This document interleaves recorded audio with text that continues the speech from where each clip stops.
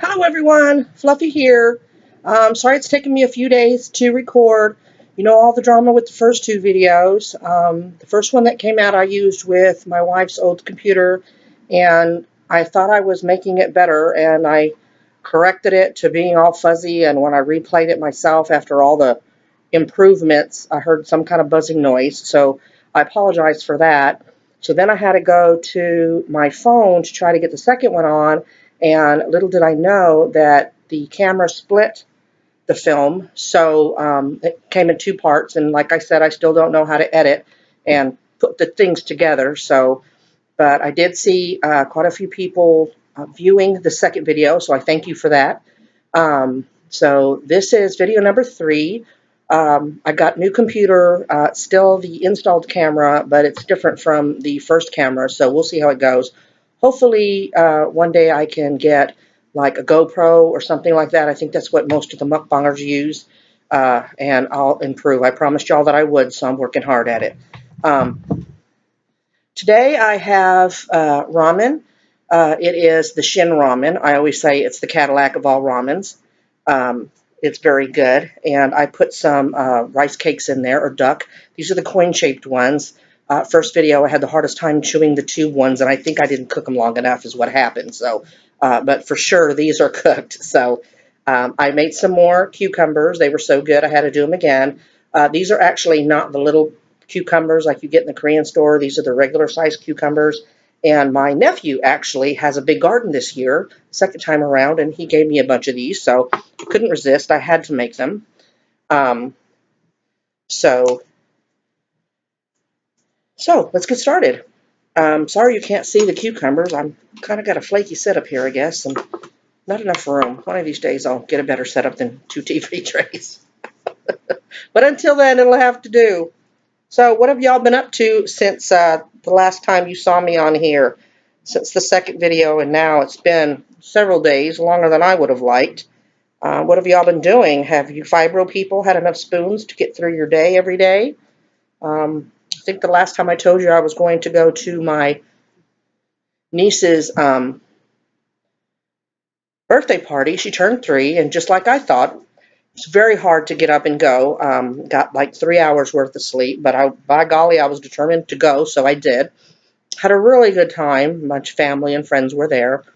Unfortunately, my wife wasn't there, so I missed her, but I told her all about it, and she got to see pictures. So, prisons never close. I say, on a holiday, give them a bunch of sack lunches, lock them all up, and then go back in 3 days and take care of who's left. Does that mean? Probably. Anyway, came home, and I had to take a nap. So took me a day or so to kind of get back to square one with feeling better. You know how outings do to us all the time. Got a lot of views and actually no comments. I mean, I had to go back and make sure that I had enabled the comments. I guess no comment is better than negative comments, but just curious as to what y'all are thinking about these videos. Had a few people subscribe, so that was good. I appreciate that, y'all who did.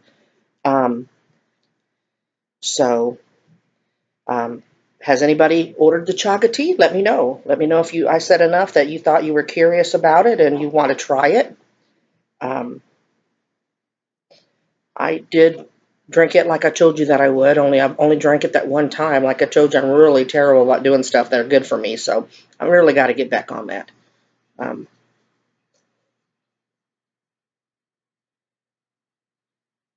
Neighbors didn't come back about the dog, so I hope they sure found those 2 doggies.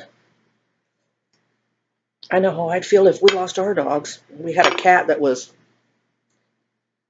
15, 16 years old, and he managed to get out the back door. And if y'all hear a noise, it's my wife. She's home tonight, and she's listening to my mukbang. She's kind of got a sore throat, so she's been clearing her throat. So if you hear that, it's not ghosts in the house, it's her. Maybe I could get her to say hey. Hey. Say, I don't know if you heard that. If you hear that noise, that's what it is. But there's a little besito down there. hoping I'd give him some of whatever I've got, but he knows better.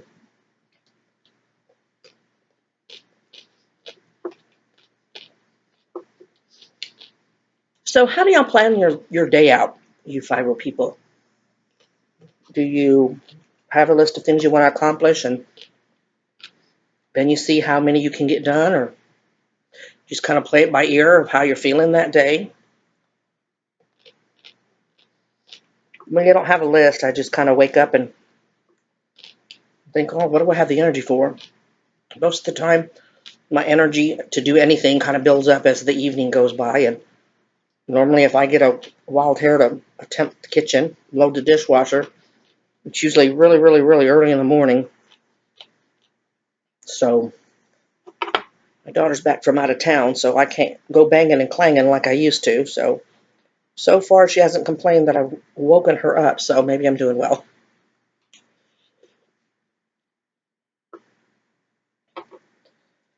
How do y'all like ramen? Do y'all like eating ramen? I love ramen. I put an egg in here, and like I said, I have the rice cakes in here. This is the Shin brand. This is kind of really good. I have 2 packs in here so y'all can see it. This is I call it a kimchi pot. It's a stone pot. I'm sure this is ceramic. I had a stone one, but my daughter broke it. Um, they're cheaper if you can get them at a Korean store. And what I like about this is that you can stick it straight on the stove. And for my kimchi soup, you can put a little oil at the bottom and fry pork up right in there, and then you add the water and the kimchi and all the stuff, and then it's on a tray. It's kind of heavy and hot. See the tray? Well, it's cool to the touch, but I've got my fingers underneath. And you just take it off the pot with pot holders and stick it on that tray. Before I knew about the tray, some of our old TV trays have little burnt rings on them. I did it one day, and my wife's like, "What is that burning smell?" I'm like, "Nothing. I turned off the stove." And then as I kind of zeroed in on the smell, I'm like, "Oh, yeah, I'm burning the TV tray." Oops. So anyway, this was kind of one of the big ones. But they're like $13 at our Omart. But I try to price them on Amazon, and they're like $35. So I was like, wow, glad we have an Asian store in the area. But if you starting to want to get into a bunch of Asian sauce, dishes, soups and stuff, it's a pot to have. I think Mommy Tang even has one, and Kimmy has one, and we've got 2, and my daughter has one, and gave one to our son. Then they bought one for his wife's brother because he got into kimchi soup. I turned them on to duck rice cakes. See, let me show you one. See if I don't drip all over my computer. Oh yeah, I did mention my wife found out about the rice because I had her watch the video and she saw it. That's the coin-shaped one right there. And these get soft pretty quick. And like I suspected, my wife had ramen last night, and she's like, "Well, I'm gonna try rice cakes." So I told her to try the tube ones that I had the first time, and now she likes those better than these. So I know what we'll buy double of next time.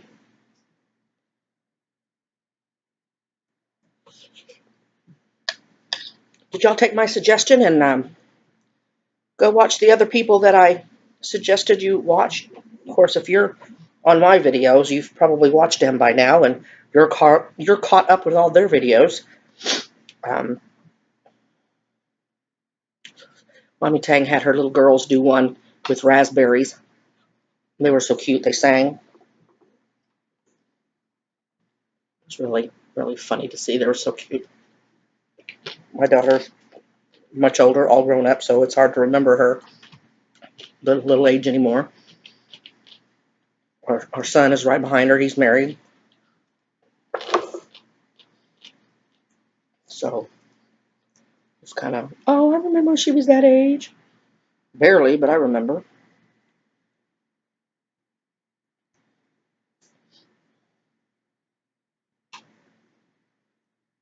How do y'all deal with family gatherings, how do you deal with, say that you'll go and then you wake up feeling like total hell, you know what I mean? And you really and truly, no matter what you do, you just really can't go. Is your family understanding? Do you get negative feedback? How do you handle that?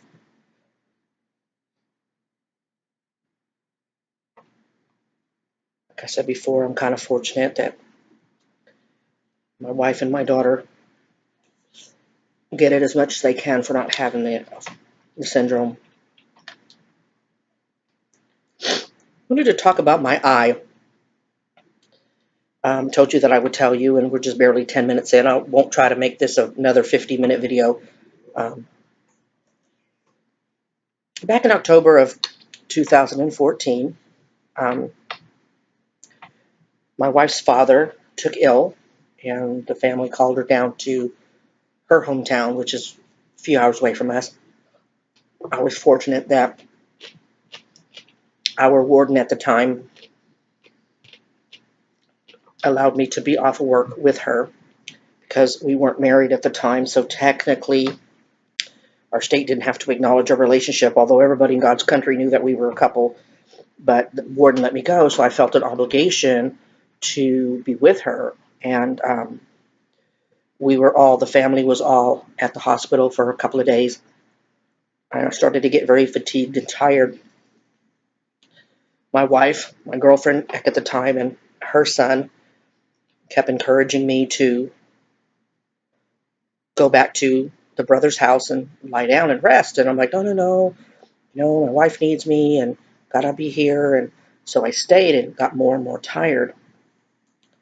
Well, unfortunately, her father ended up passing away.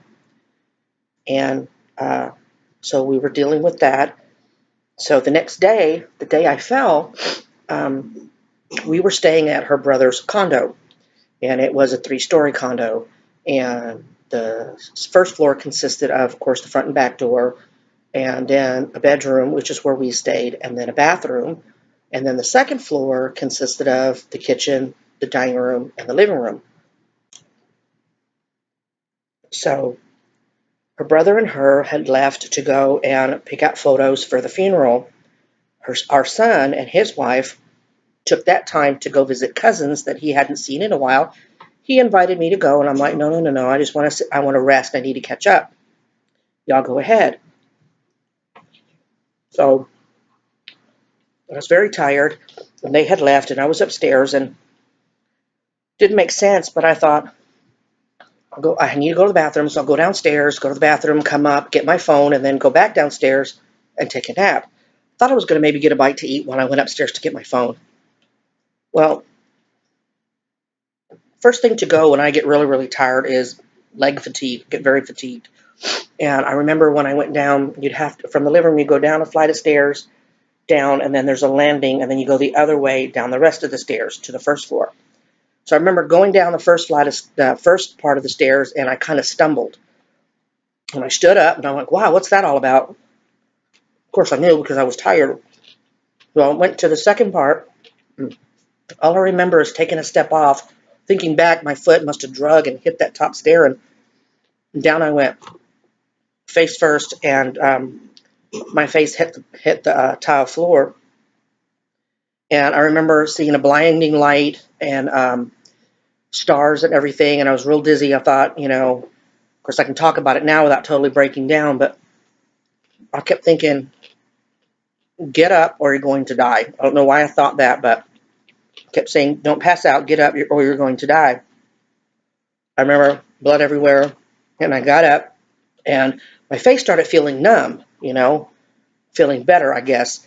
And I had a blaring headache, and I stumbled to the bathroom, which is a few away, and turned on the light, and I looked at my face, and I'm like, oh my God. It had ballooned up it's this eye right here.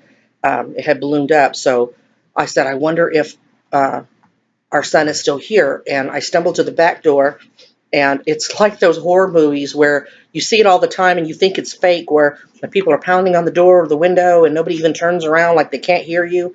Well, that's what I was doing. They were parked like right there. It was maybe 10 feet and they couldn't hear me. So I went upstairs and got the phone and called him, and he came in and he took me to the emergency room. Well, he called his mom right away and told him that what had happened and that he was taking me to the emergency room. And I didn't want to go to the hospital that we went to. I wanted to go to this medical center area where they had a bunch of main medical hospitals all in one cluster. But the traffic was so horrible that there was no way that we could make it. And I kept thinking that I was going to pass out. So my wife's brother said, take her to this particular hospital. So it was a downtown hospital. So we went. Y'all, I'd tell you what hospital, but I don't think my wife wants you to know what town we live in or what town this was. But we had such a horrible experience. I've got a big old black eye. I've got bruises on my arms, and they put me down as knee injury. Put me in fast track where most emergency rooms put people with the flu and everything because they can be treated easily. Forgot about me in fast track. Little old, she looked Filipino. I don't know if she was, but she was itty bitty thing. Try to wheel my behind to the actual emergency room side. The bottom line is, I ended up, me and my wife were going back and forth whether I should stay there and have the surgery because just the treatment was so weird and bad at that time. We kind of went back and forth, and she left it up to me. And they're telling me, well, it's just really, really important that you do it now. Time is of the essence. And, this was 3 o'clock in the morning. And, oh, he'll come in at 8. You'll go in. You'll have the surgery. Because what had happened was when I fell, I cracked my orbital floor. I cracked my orbital floor, and my eyeball fell back, and my eye muscle fell back into my eye, and it was kind of trapped in there. So what they needed to do was take it, pull it up, and put a metal plate in there so, everything would sit right. And turns out I did not get surgery at 8 in the morning. I got surgery at 5 in the evening. This happened on a Thursday night. We went in there at 5:30 in the evening, and this was Friday afternoon at 5 that I finally got the surgery. Well, it turns out, got bad treatment upstairs too, and it turns out they told me to follow up with a plastic surgeon because that's who did the first surgery. So my wife got everything in place, and we went to see my primary. He took one look at my eye and got on it with trying to get me referrals and everything. And within I would say a week, I got all the appointments I needed. First person I saw was the eye doctor, and right away he knew something was wrong. He told me all the swelling that I was having was not as a result of my injury. He said this swelling is secondary. There's something going on. So the plastic surgeon I saw him on a Friday, and I had actually 2 appointments, one on a Friday, then one the following Friday. But before I could see him the second time, his secretary was calling me for surgery. What had happened was, wasn't that a joke? Well, what happened was, the first surgeon put the plate in wrong. It was guitar shaped. And I guess he angled it in a way that one of the corners, the rounded corners, was pushing up against that bottom muscle, killing part of it. So as a result of that, I have permanent double vision. And these glasses have prisms cut in them that trick my eye into seeing only one image. And it only works with me looking straight ahead. If I look up, down, side to side, even with the glasses on, I have double vision. His goal was to have me looking straight ahead with single vision. So he did that. He accomplished that, but it became a problem at work because if I look, we've got this. We moved this. It's a 3 lighted stand. It almost looks like the ones you'd see in the movie where it's just one solid stick and then there's 3 lights attached to it where you can move it around. And if I look towards it, I'm looking at it right now, and I see a second set of lights that are rainbow colored. When I would work at the prison, I worked at night, and when I would walk around, of course, prisons aren't dark. You've got a bunch of floodlights outside, and they would really bother me because I would see a second set of lights in rainbow color. So because of my injury, and my health was already bad because of the fibro. I struggled all the time, was miserable all the time trying to go to work, but I did it. I'd started to work on losing weight and getting healthier, doing squats and stuff slowly, because you know fibro people, you push it even a little bit, you get in a flare and you undo everything that you did. I'd lost 10 pounds maybe, dropping the bucket for what I have to lose, but it was progress because the prison system requires you to pass a physical agility test, and you get 3 chances. And I had to, at that point, use all my 3 chances the year before, or that year, because I had done it in April and I fell in October. I had to use all 3 chances, and I passed it barely. Well, being sedentary more than I am now, I couldn't do anything. I couldn't do anything that was going to cause pressure on my eye for 4 months. I couldn't bend forward, so I had to help getting dressed or anything. So everything that I did to start the strengthening got screwed up. Oh, see what I tell you? Doing it again. I thought I was doing good, and I think a drip. Yep, I should have picked light blue. So by the time I was allowed to go back to work, I was going to, within a month and a half, go back to do the PAT test. So ever since I got back, day that something was going to happen, and I'd have to respond to it. Like I told you, I think in my first video, I terrified every time I went to work. It just got harder and harder physically and everything to go, and that's when my wife and I talked about it, and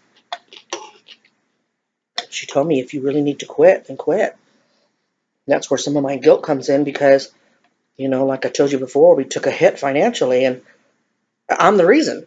I couldn't help that I fell. Like maybe I guess I could have, but I kind of feel guilty about that too. Had I gone back to the house and had a nap, maybe the fall wouldn't happen. I don't know. I can't go back now and redo it, but it was just as a result of both these things that, I just couldn't do corrections anymore. You have 100 and something inmates running around you. You got to be on point. You got to be able to be on point to help somebody else. And I couldn't honestly say that was the case. Although they didn't have to. My unit worked with me a lot when I got back because I was supposed to be able to do all the jobs, and I worked everywhere that I worked, that they assigned me to, but the guilt was bad. People were in my head to know how bad it felt. Are some of y'all still working? Are you contemplating quitting because of the fibromyalgia? How understanding is your job?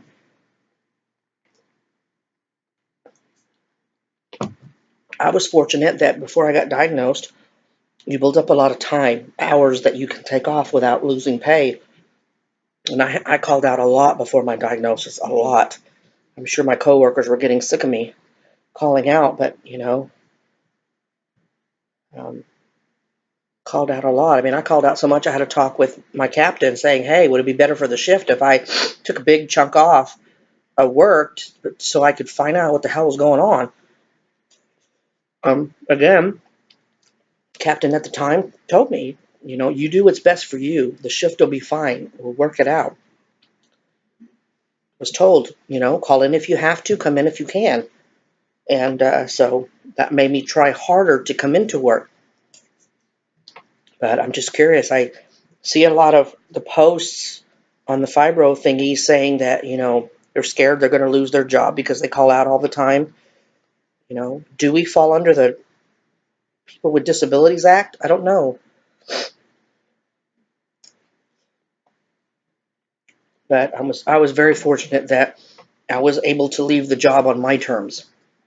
Not that I wanted to. I told you it makes me sad I'm not working. I watch her get dressed and I'm like, oh, I want to go. Yeah. There's no way. Not with my not being able to stand and too long. Couldn't tell the inmates, hey, don't have a fight. I can't do it today. Wish you could, because they tell the inmates that every day. So anyway, do y'all still work? Do you have a hard time going to work? Or is your bosses as understanding as mine were at the time? Let me know. What about driving? How do y'all do with driving? Can you still drive? Is it hard for you to drive?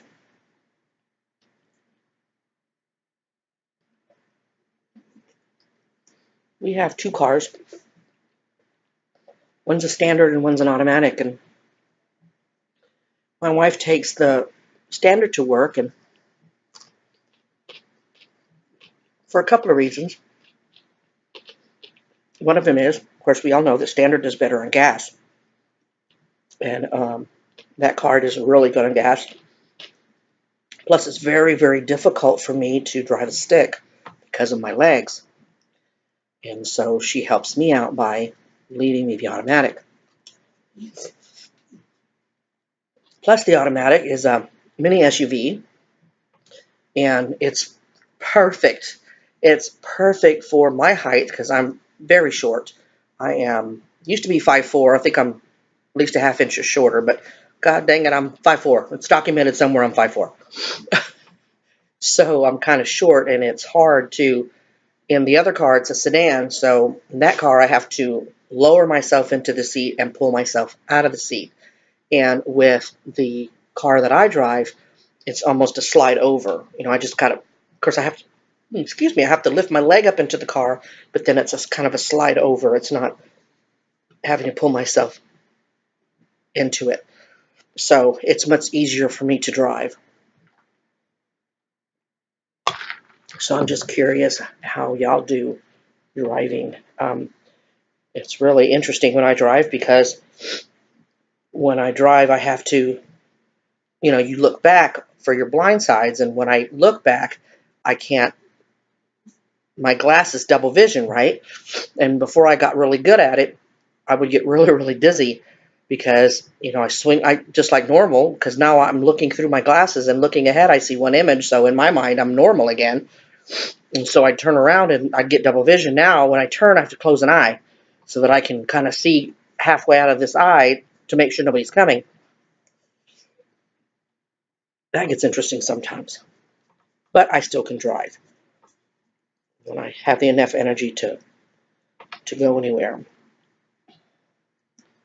then when I do get the energy to get up and go, when I'm in the vehicle and I'm driving around and I see everybody living life, I kind of want to stay in the car. I don't want to come home right away.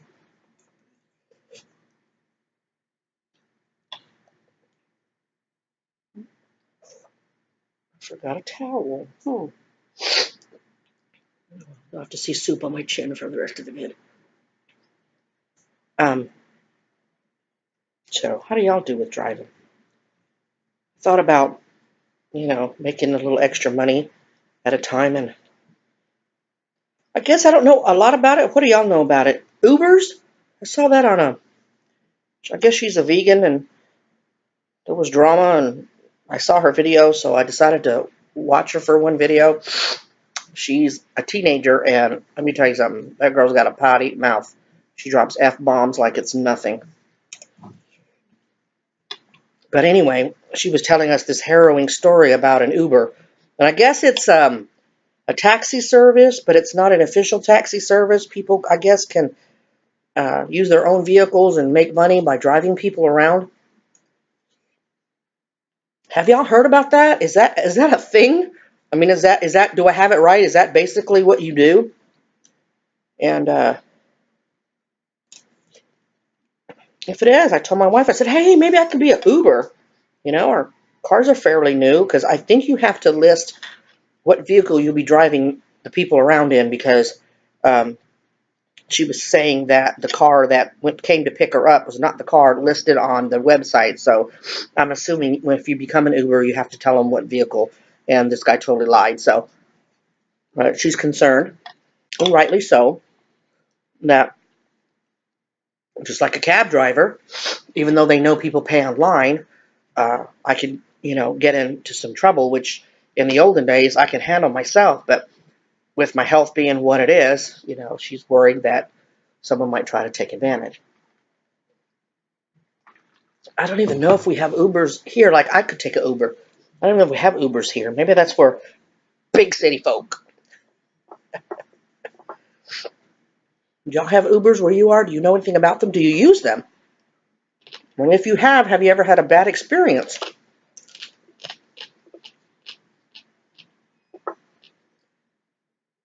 Any of y'all check out the two doctors that I suggested to y'all? Or, well, I didn't actually suggest to them. I just told you they were there. Did you get the chaga tea? Or did you at least order it?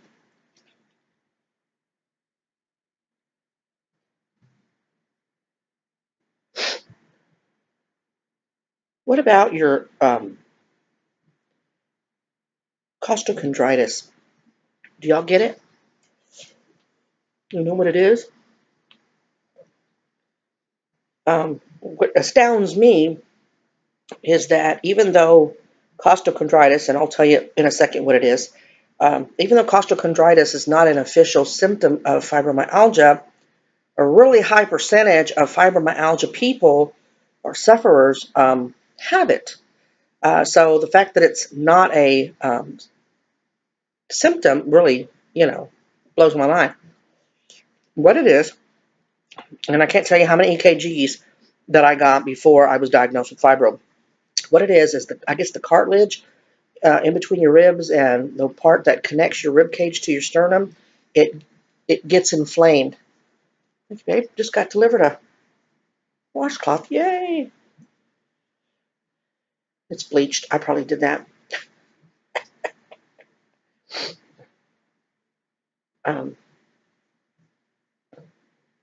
Anyway, so what happens is when it gets inflamed, it kind of puts pressure in your chest. So you could either be short of breath, you could feel a heaviness in your chest, you can feel pain in your chest. And at my age and my size, when you walk into an emergency room and you tell them you have these symptoms, it's the first thing they think about. So they hook you up to an EKG machine. It always came out fine until I figured out, pardon me, what I have. Because sometimes, so now when I start feeling it, because it happens, as y'all well know, those of you that get it, I could be sitting watching TV and all of a sudden I feel the pressure on my chest. I write it out. It doesn't scare me like it used to be because I know what it is. My wife's always teasing me and she's like, you know what? One day you're going to just keel over dead because every little thing you have, you blame it on the fibro and it actually could be something worse. But I don't want to be these ones that every little aches and pain, I go running to the doctor, But I guess if I have it and my arm starts hurting, okay, I'll go. But do y'all get that? Do you know what it is? Do you have it? I mean, don't take my word for it. If you get chest pressure and you don't go to the doctor because Fluffy said it was Costo. No, I didn't. I said, that's what I have. Get it checked out. Costo can be cured by, not cured, but it can be managed with anti-inflammatories. I know if it gets bad enough, you can do steroids to get inflammation down. I don't deal with any of that. I just kind of write it out. I know what it is. When I have it really bad, I try not to eat. I don't know about y'all, but it kind of constricts. I have a hard time swallowing sometimes, and most of the time it's associated with the chest pressure. It really happens when I do a lot of soaps. It's part of my routine ritual of trying to make my pain less. I do lavender oil when I have it, Epsom salt, and baking soda. a mixture of all that in the bathtub, and it really, really helps with pain. It's not a see, 34 minutes in, and I did the first one. It isn't a miracle uh, bath, but it does help. It keeps me off the narcotics and things like that. So I do it. But the heat of the bathtub really gets to my chest. I'm really fatigued by the time I get out of the bathtub. I have to lay down, get cool. My chest is real heavy. But I know that's going to happen when I get out. So there again, I just kind of manage it, because the benefit of soaking in the tub is greater than the pain in the ass of having the heated in the chest and all of that, because I just have the fan on me. Um, my wife has a stand fan. We got the ceiling fan, and she has a stand fan on her side, and she gets really heated up at night, so she has to stay pretty cool, and that helps me when I get out of the tub, so that works out. Do y'all soak? How are showers for you? Um, Showers aren't that bad. I usually take baths. Showers aren't that bad, except for, I know that, I guess showers are really bad for people that have the extra sensitivity. Like I was saying, some people can't even wear clothes. I think they have a really hard time in the shower. For me, showers are hard because of the standing for a long time. So, um, sometimes, or some days are worse than others, but washing my hair, holding my hands up over my head for a long time is hard sometimes. Um, what about when you go places? Do you get anxiety? I know I do. I worry if we go here, just like when I went to my niece's birthday party. I worried, if I get there too late, am I going to be able to sit down? Am I going to have to leave early because I can't stand and there's no place for me to sit? Once I find a seat, I don't want to get up, because what if somebody takes it?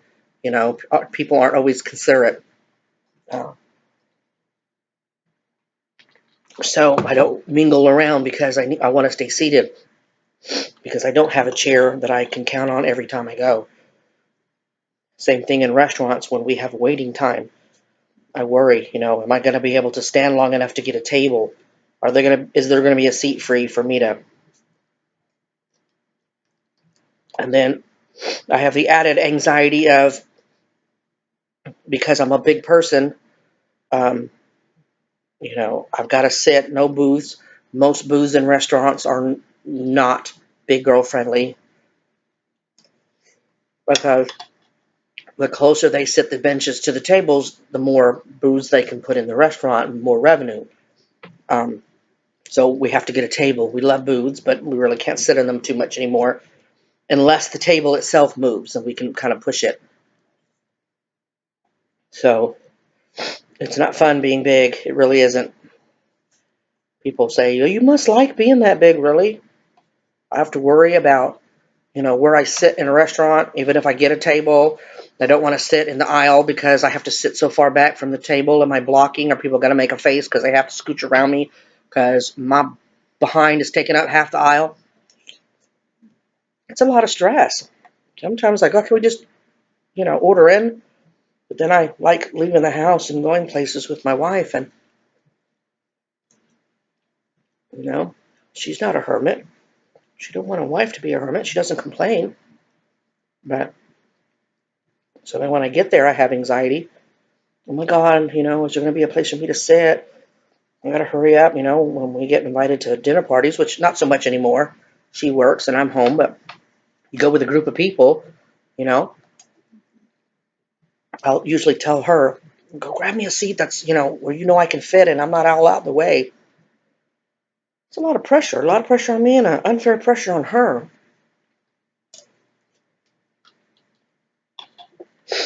Can I tell you how good this ramen is? I mean, I guess I'm supposed to be talking about how good it is, but it's so good I'll just keep eating it. Oh, there's a rice cake trying to get away. Thought I ate them all. Sneaky little sucker.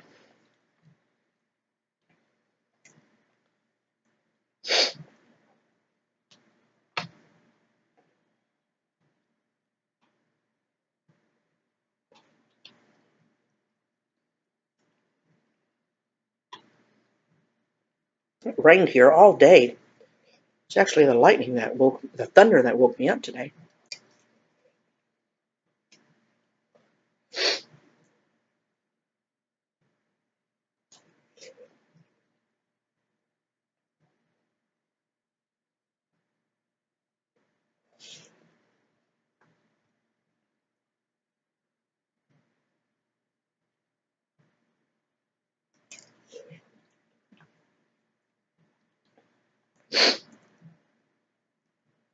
Ooh, so this shin ramen spicy. Make my nose running in, y'all.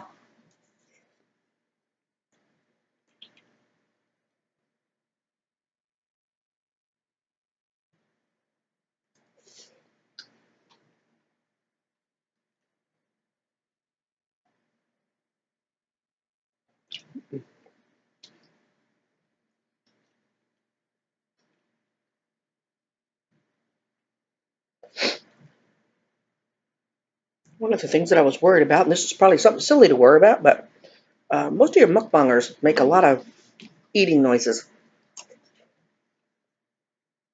and I don't. You know, when you're always worried about people watching you anyway, I kind of try to not do that. Is that a problem for y'all? Would y'all rather me make the chewing noises or eating noises? I know that when I was eating these on the last video, you could hear it. Something I could work on. I'll go with the majority. I'm just done with my cucumbers. It's very sad.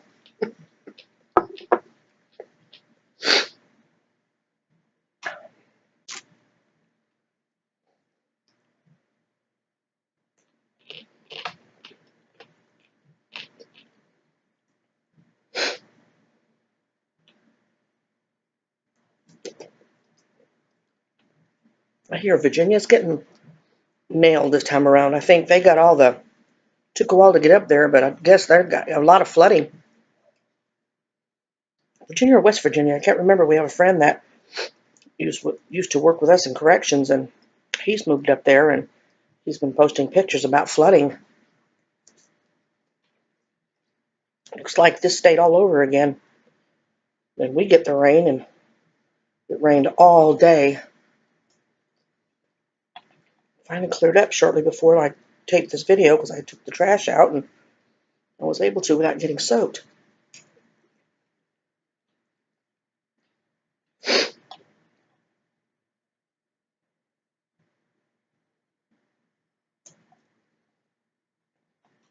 This ramen was kind of an afterthought because I really didn't feel like cooking anything. I want to cook japchae.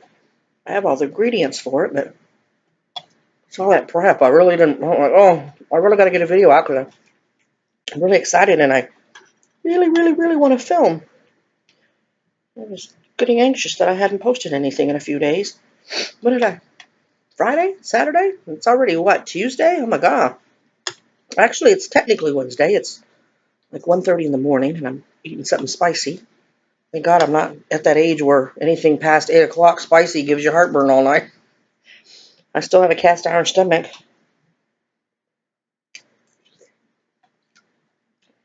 Last night I was talking to the wife about mukbangs and she really didn't understand what mukbangs were. I mean, I kind of tried to explain it to her. I said, let me show you a couple. So I showed her Mommy Tang and I showed her Kimmy, and she just finds it fascinating that people enjoy watching the mukbangs. I do. I enjoy the crap out of them. And then, I'm sure if you are starting to watch my videos, you've probably already watched Vance. He's that Korean male mukbanger that eats like a ginormous amount of food. And I told her, no. You haven't seen a mukbanger until you watch Vance. So she watched it, and she was just marveled. He ate the shin ramen, and there's 2 packets in here, and I'm starting to get full. I still have probably a half a packet left in here. He ate 5 of those on top of some kimbap and sushi, and it looked like a Salisbury steak. I guess the Koreans' version of Salisbury steak. And she was like, "Oh my God." I'm like, "Yep, yep. He eats that much." Well, he made her hungry, and she went to make herself a ramen. And that's what he's supposed to do. I hope y'all are watching this and eating. Remember, I invited you to eat with me.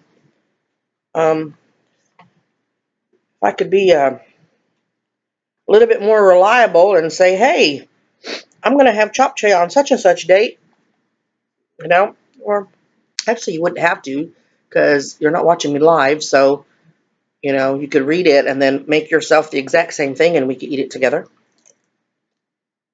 Oh my God, this shirt is ruined. Why did I wear light blue? Look at this. Like I told you before, my mother says my boobs are so big because I keep feeding them. Every one of my shirts are stained. My daughter bought me this shirt. Oops. What are you going to do, people? Besito. You're being a good boy. Yeah, I bet you people thought you were cute. Anyway, we're 46 minutes, and I kept telling myself that I wasn't going to make these videos very long, but I love to eat and I love to talk, so it's kind of a bad combo for a short video. Anyway, I'm almost done, as you can see, and these are almost gone, so I will finish the rest off the air, so to speak. I really hope that you enjoyed this video. Please subscribe and like. Please leave comments, suggestions, what you liked and what you didn't like. As before, when you comment, please be kind. We have enough ugliness in the world. I'm up for corrective criticism, but just don't be ugly. It's not necessary. But God bless you, and sending good vibes out your way, and y'all have a good rest of the week. Hope to make another video in a couple of days. Maybe tomorrow if I feel up to it. Maybe I will make the japchae. If not, definitely be the day after that. So it's tomorrow, Thursday, Wednesday. Yeah, tomorrow's Wednesday, or actually today is technically Wednesday. So either Thursday or Friday I'll have another video up. Anyway, y'all have a good week, and I'll see you soon. Bye.